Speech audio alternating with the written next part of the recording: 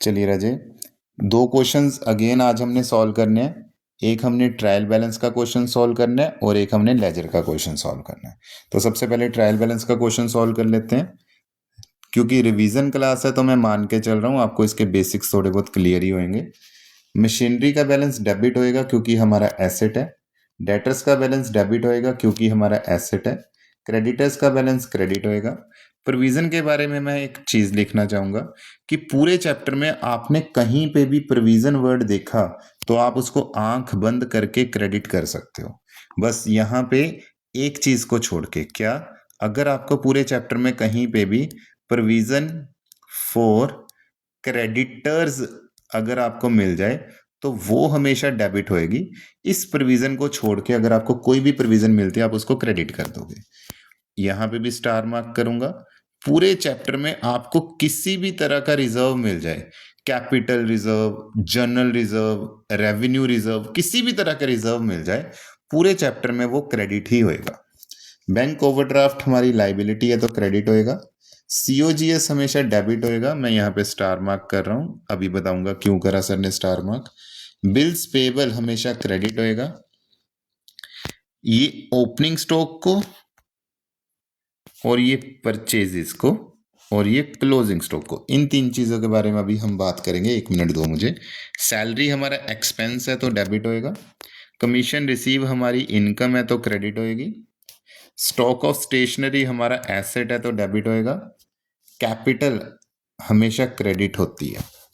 एक चीज याद रखना, अगर आपको पूरे चैप्टर में सीओजीएस का बैलेंस गिवन है ना, तो उस क्वेश्चन में आपने ओपनिंग स्टॉक को इग्नोर करना है। उस क्वेश्चन में आपने परचेजेस को भी इग्नोर करना है।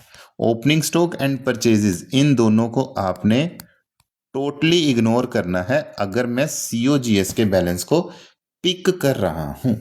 सर ऐसा क्यों करते हैं, ऐसा क्यों करते हैं रजे? इसका जो एक्सप्लेनेशन है वो मैं ट्रायल बैलेंस के चैप्टर में बहुत अच्छे से समझाया भी है, समझा भी दूंगा, आपको वीडियो का लिंक भी दे दूंगा। अभी क्योंकि रिवीजन क्लास चल रही है तो आप एक चीज अपने दिमाग में रख लेना, अगर मैं सीओजीएस को पिक कर रहा हूं तो मैं अपने क्वेश्चन में ओपनिंग स्टॉक को इग्नोर करने वाला हूं और अपने क्वेश्चन में परचेजेस को इग्नोर करने वाला हूं। क्लोजिंग स्टॉक को मैं ले लूंगा एज इट इज। ठीक है, क्लियर हो गया? क्वेश्चन सॉल्व करते हैं। सबसे पहले पॉइंट नंबर ए। तो पॉइंट नंबर ए में मैं क्या लिख दूंगा? मशीनरी। और मशीनरी को कौन सी साइड पे लिख दूंगा? डेबिट साइड पे। Point number B, point number B में मैं लिख दूंगा डेटर्स, 4,000 रुपये के डेबिट साइड पे। पॉइंट नंबर सी मैं लिख दूंगा क्रेडिटर्स, और याद रहे क्रेडिटर्स को क्रेडिट वाले कॉलम में लिख दूंगा 6,000 rupees. Point number D, provision for doubtful debt, इसको क्रेडिट वाली साइड पे लिख दूंगा 2,000 रुपीज। उसके बाद पॉइंट नंबर ई, जनरल रिजर्व, वो कितना है 1,000 रुपीज, क्रेडिट वाली साइड पे लिख दूंगा। ई के बाद एफ, एफ को लिख दूंगा बैंक ओवरड्राफ्ट, वो भी हमारा लाइबिलिटी होता है तो क्रेडिट साइड लिख दूंगा। एफ के बाद G, C O G S, cost of goods sold 10,000 rupees. उसके बाद लिख दूंगा बिल्स पेबल, बिल्स पेबल क्योंकि लाइबिलिटी होती है तो क्रेडिट बैलेंस होएगा 1,000 रुपीज के साथ। ओपनिंग स्टॉक को इग्नोर करूंगा। उसके बाद आएगा सैलरी, सैलरी हमेशा डेबिट होएगी 6,000 रुपीज के साथ। और उसके बाद कमीशन रिसीव्ड, कमीशन रिसीव्ड कितना है 3,000 रुपीज, वो हमारे क्वेश्चन में क्रेडिट होएगा। परचेजेस को इग्नोर कर रहा हूं। उसके बाद स्टेशनरी, स्टेशनरी हमारा एसेट है, स्टॉक ऑफ स्टेशनरी है 1,000 रुपीज। उसके बाद क्लोजिंग स्टॉक है, ये भी हमारा एसेट रहेगा 6,000 रुपीज। उसके बाद कैपिटल, कैपिटल क्रेडिट रहेगा 2000 रुपीज़। अब ध्यान रखना, अब मुझे दोनों साइड्स का टोटल लगाना है। मुझे डेबिट का और क्रेडिट का टोटल लगाना है। टोटल से पहले ना एक लाइन छोड़ दिया करो, ठीक है? वो क्यों अभी बताता हूँ। 10 + 4 14, 14 + 10 24, 24 + 6 30, 31 + 6 37,000। तो इधर कितना आएगा? 6 + 2 8 9, 9 and 3 12, 13, 13 and 3 16 and 2 18। तो इसका टोटल जो है मैं यहाँ पे रफली लिख लेता हूँ स्टार मार्क करके 18,000। लेकिन आपको ये पता होना चाहिए ट्रायल बैलेंस में जो डेबिट है और जो क्रेडिट है वो हमेशा हमेशा इक्वल होने चाहिए। तो इस क्वेश्चन में डेबिट साइड का जो 37,000 है ये तो बिल्कुल करेक्ट है, ये तो बिल्कुल करेक्ट है। और क्रेडिट साइड का जो टोटल है वो 18,000 आ रहा है, लेकिन मुझे क्रेडिट को 37,000 ही लिखना है। तो यहाँ पे एन के नाम से एक ओपन कर दूंगा सस्पेंस अकाउंट। और अगर इन सब चीज़ों का टोटल 18,000 है तो यहाँ पे ऐसा क्या लिख दूं, अगर मैं यहाँ पे 19,000 लिख दूं तो इसका टोटल 37,000 बन जाएगा। तो हमेशा याद रहे, मेरी बात बड़े ध्यान से समझना, ये क्वेश्चन करवाना ना कभी कभी रिस्की भी हो जाता है। क्यों रिस्की हो जाता है? याद रहे 90% चांस है आपके एग्जाम में अगर ट्रायल बैलेंस का क्वेश्चन आया तो आपका जो डेबिट वाला है और जो क्रेडिट वाला है वो हमेशा डेबिट क्रेडिट के बराबर रहेगा। 10% चांस होते हैं कि जो डेबिट होता है वो क्रेडिट के इक्वल नहीं होता। तो इसीलिए मैं कह रहा हूं कि जैसा अभी मैंने आपको क्वेश्चन नंबर 1 करवाया, कभी कभी करवाना रिस्की हो जाता है, लेकिन आपको टॉपिक, आपको कॉन्सेप्ट तो पता होना चाहिए ना कि अगर टैली ना हो फिर क्या होएगा। अगर वो टैली नहीं होता तो टैली करने के लिए मैं सस्पेंस अकाउंट ओपन कर देता हूँ। अब क्या होता है, अब बच्चा क्या करता है, बच्चा एग्जाम में पेपर क्वेश्चन सॉल्व कर रहा होता है और ट्रायल बैलेंस का डेबिट और क्रेडिट टैली नहीं होता आपस में। बच्चा कहता है ठीक है यार, डेबिट और क्रेडिट अगर टैली नहीं हो रहा तो इट्स ओके, मैं सस्पेंस अकाउंट लिख देता हूँ 19,000 जैसे इस क्वेश्चन में मैंने लिखा है और मैं डेबिट और क्रेडिट को टैली कर देता हूँ। लेकिन बच्चा ये नहीं सोचता, ऐसा भी तो हो सकता ना कि हो सकता मैंने इस पॉइंट में कोई ना कोई गड़बड़ करी हो। गड़बड़ क्या हो सकती है? हो सकता है इस 10,000 को यहाँ लिखने की जगह यहाँ लिख दिया हो, इस 2,000 को यहाँ पे लिखने की जगह यहाँ लिख दिया हो। अगर आपने ऐसी कोई गड़बड़ कर दी तो भी आपका टोटल टैली नहीं होएगा। अब टोटल टैली नहीं होएगा तो बच्चा सस्पेंस अकाउंट ओपन कर देगा। तो सस्पेंस अकाउंट ओपन करने से पहले आप चेक कर लो कि आप ऊपर बिल्कुल सही चलते आ रहे हो। अगर आपने ऊपर सारा कुछ ठीक करा है उसके बाद आप सस्पेंस अकाउंट ओपन कर रहे हो फिर मुझे कोई प्रॉब्लम नहीं है, ठीक है? तो ऐसे ही नहीं है कि ट्रायल बैलेंस में भाई साहब डेबिट और क्रेडिट टैली नहीं हो रहा सस्पेंस अकाउंट ओपन कर दो, नहीं ऐसे नहीं करना। पहले टैली होना चाहिए, टैली नहीं हो रहा तो आप क्रॉस चेक करो कि टैली क्यों नहीं हो रहा, दोबारा चेक करो अपने क्वेश्चन को कि टैली क्यों नहीं हो रहा। उसके बाद भी आपको पता चले कि टैली नहीं हो रहा फिर आप सस्पेंस अकाउंट को ओपन कर सकते हो। चलिए क्वेश्चन नंबर 2 पे चलते हैं। क्वेश्चन नंबर 2 क्या कह रहा है मुझे? क्वेश्चन नंबर 2 कह रहा है कि मुझे स्टेशनरी का अकाउंट बना के दो। मुझे एक लेजर का अकाउंट बनाना है जिसमें क्वेश्चन की रिक्वायरमेंट है मुझे स्टेशनरी का अकाउंट बना के दो। ओके जी, स्टेशनरी का अकाउंट बना लेते हैं। तो स्टेशनरी का अकाउंट बनाने के लिए सबसे पहले opening stock of stationery given है 1/4/14 को। 1/4/14 को सर ने क्या लिख दिया? To balance brought down. तो ब्रोड डाउन बैलेंस कितना है? 10,000 rupees. Okay. Stationery purchase by cheque point number 2, date कौन सी है? 10/4/2014। स्टेशनरी अगर मैं परचेज करूंगा तो मेरी एंट्री क्या होती है? Stationery account debit to bank. तो स्टेशनरी में क्या आ जाएगा? यहाँ पे लिख देता हूँ stationery account debit to bank. तो स्टेशनरी में ऑब्वियसली क्या आ जाएगा? To bank.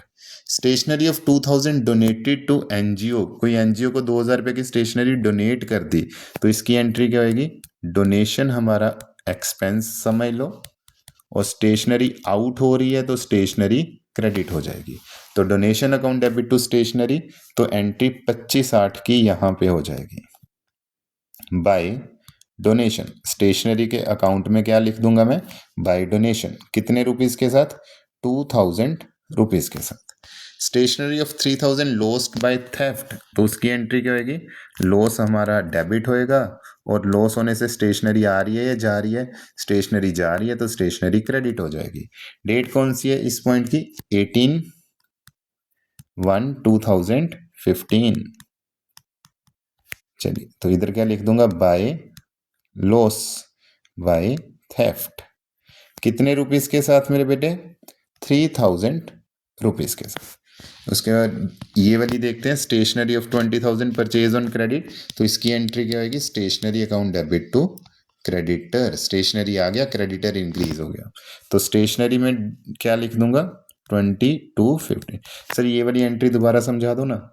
मैंने कहा स्टेशनरी अगर उधार के ऊपर खरीद रहा हूँ तो ये बताओ स्टेशनरी इन हो रही है या आउट हो रही है? सर इन हो रही है। इन हो रही है तो वो डेबिट होएगी, ऑब्वियसली बात है। उसके बाद क्रेडिटर, अगर उधार के ऊपर खरीद रहा हूँ, क्रेडिटर इंक्रीज हो रहे हैं या डिक्रीज हो रहे हैं? सर क्रेडिटर तो इंक्रीज हो रहे हैं। जब भी क्रेडिटर इंक्रीज होएगा वो क्रेडिट होता है। मैं बहुत बार बता चुका हूँ कि लाइबिलिटीज इंक्रीज मतलब क्रेडिट, लाइबिलिटी डिक्रीज मतलब डेबिट, एसेट्स इंक्रीज मतलब डेबिट, एसेट डिक्रीज मतलब क्रेडिट। चलो, तो स्टेशनरी मैंने उधार के ऊपर खरीदी, स्टेशनरी टू क्रेडिटर, तो स्टेशनरी में सर ने जाके लिख दिया टू क्रेडिटर 20,000 रुपीज।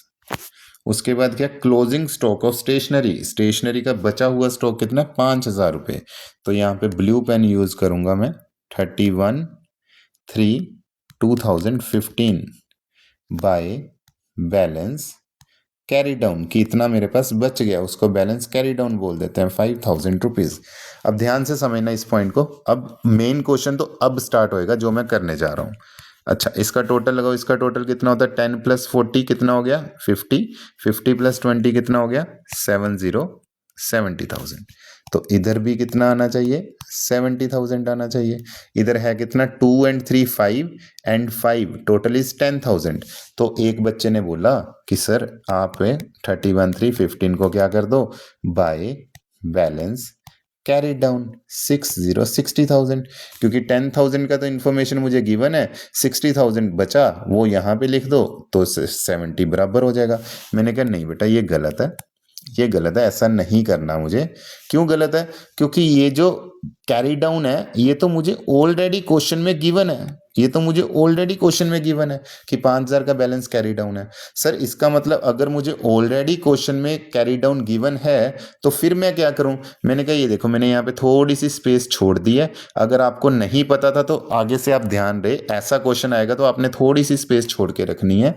तो ऐसा क्वेश्चन आएगा तो आपने 31/3/15 को जो भी बैलेंस होएगा ना वो प्रॉफिट एंड लॉस अकाउंट में शिफ्ट कर देना है 60,000 रुपीज के साथ।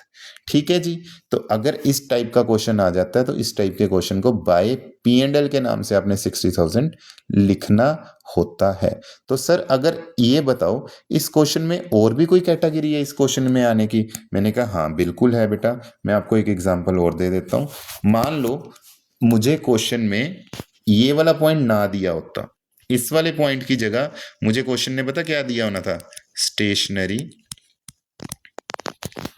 Used during the year.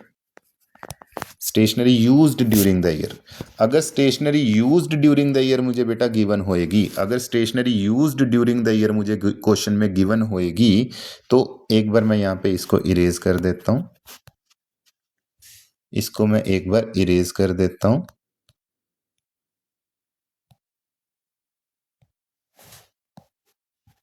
₹50,000।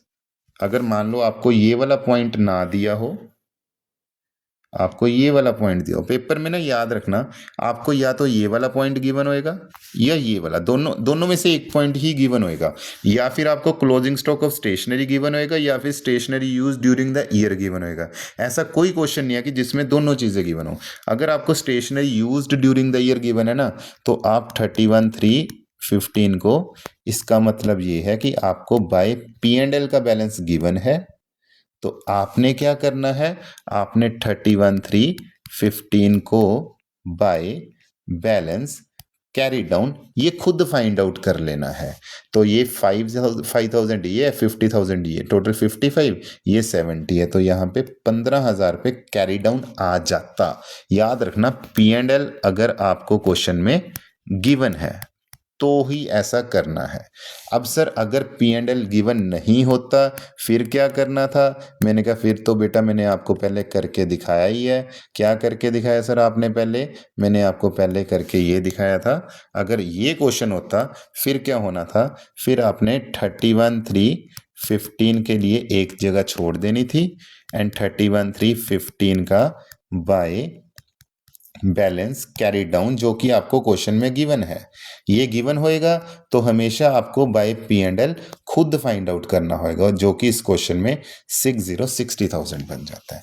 ठीक है, ये आपको खुद फाइंड आउट करना पड़ेगा बाय P&L की वैल्यू कितनी है अगर आपको स्टेशनरी का क्लोजिंग स्टॉक गिवन है।